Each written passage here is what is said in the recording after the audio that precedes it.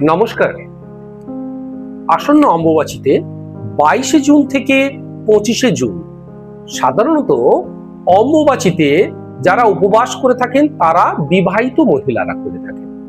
আপনার সাংসারিক জীবনে আপনার যদি দীর্ঘদিন ধরে অশান্তি লেগে থাকে, তাহলে এই ধরনের বিধবা মহিলা যারা উপবাস করেছেন তাদের ফল, মিষ্টি, কাপড় সহযোগে তাদেরকে দান করুন। যাদের দীর্ঘদিন ধরে চাকরির পরীক্ষায় তারা অকৃতকার্য হচ্ছে, চাকরি পাচ্ছে না, উপার্জনে তারা অক্ষম, এই সময় তারা এই বিধবা মহিলাদের আপনারা ফল মিষ্টি দান করলে সুফল পাবেন।